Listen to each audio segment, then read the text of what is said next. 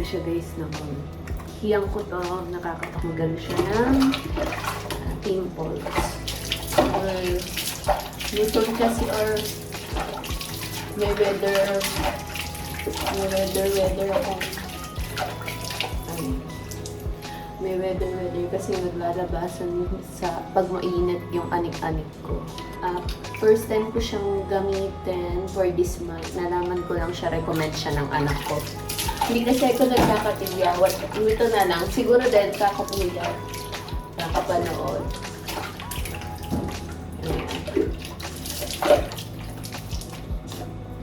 Naglalabasan yung ano. Pero naglaylo na siya.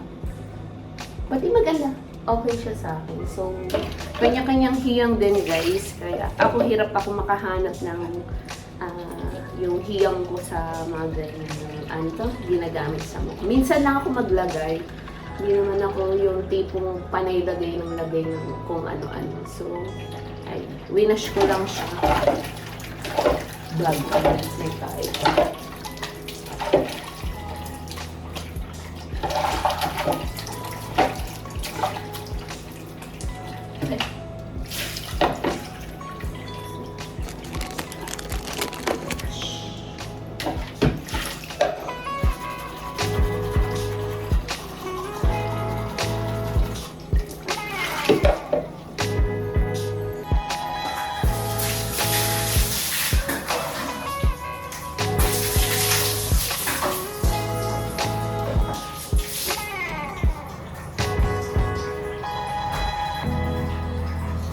So, ayan.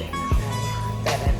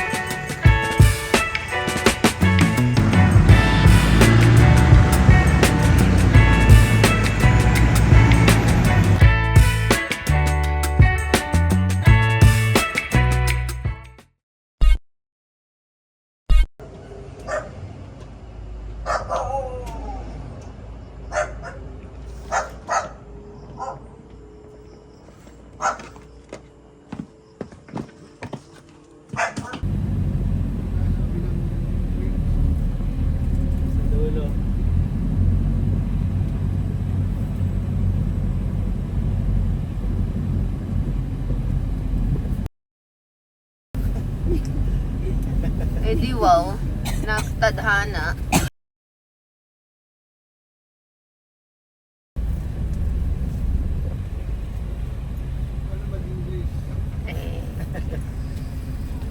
English Carabao. Teka lang. Ba't isang pushcart lang? Diyan ba ako? Diyan?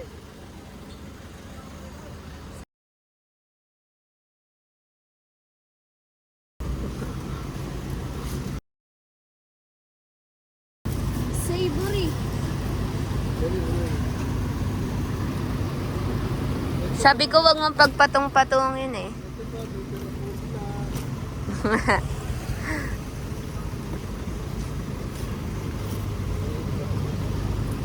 Hops, Joe, yung bag mo, yung laptop, Joe.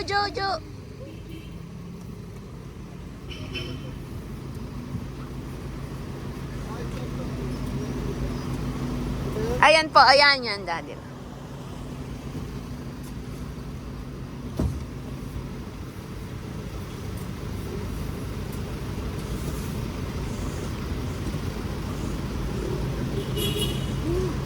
No, wag ka dumikit dyan.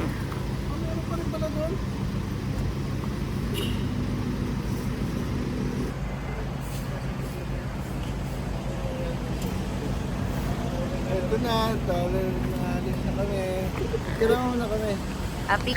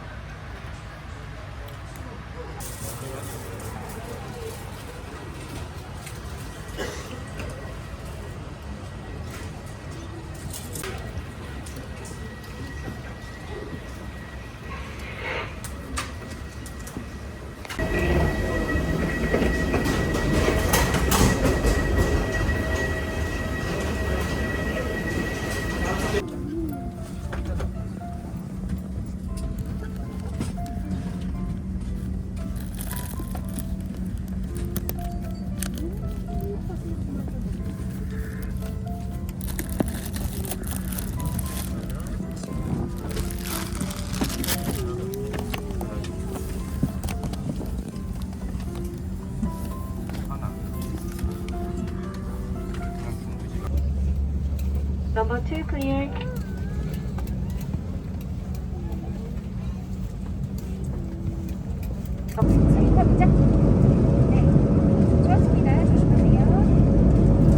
A few moments later.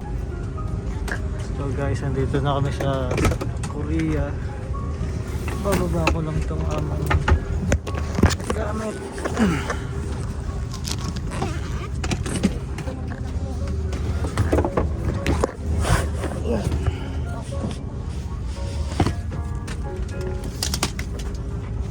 Ayan, mga hand carry namin.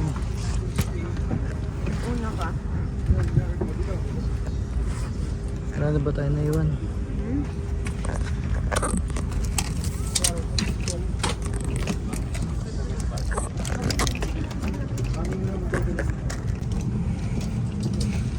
Dito na kami.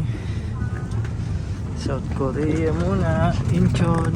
Dito kami nagland. Yan, si Pusang Gala. Oh. Sige po.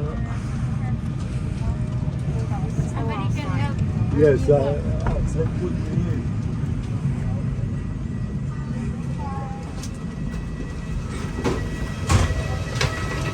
Hey guys.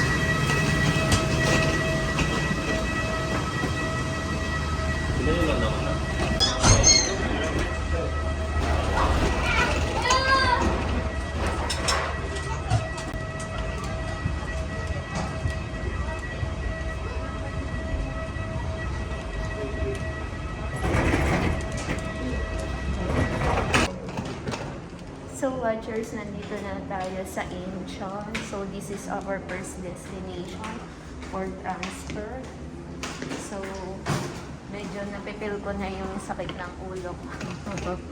Parang napipil ko na yung first jet lag pa. 4 hours lang yan, ha? Paano pa yung isa kung kakayanin? Patigit sa lahat, hindi ako mapakali kasi kumukulo at naglulong yung tiyan ko. Hindi naman ako nagpupupos, pero ano siya, parang puro hangin. Oh no! Parang nahihilo ko.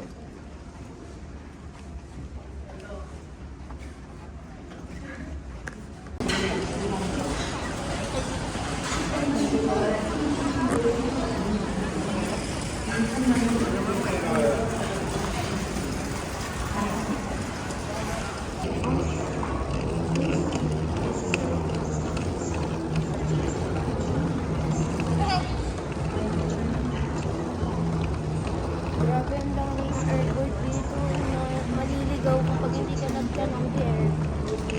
Iyak talaga. Sobrang yung haggard ko naging 3 haggard.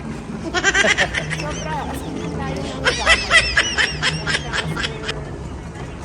To your gate.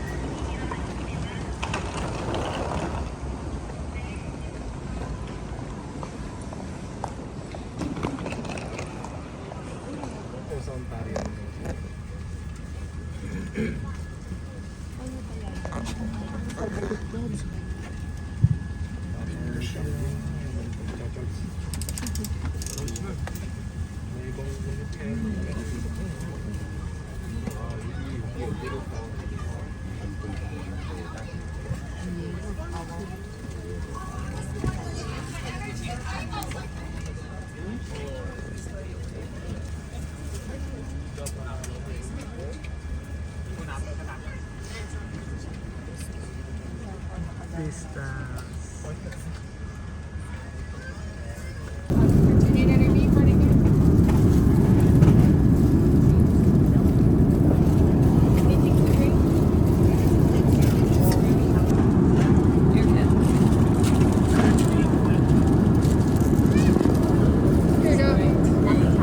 Do you want to bring your chair forward, please? Ayan naman ang food ni Dan. So magkaiba kami. Chicken and beef.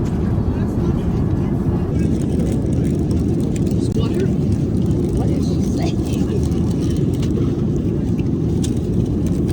Nothing memorable. You good?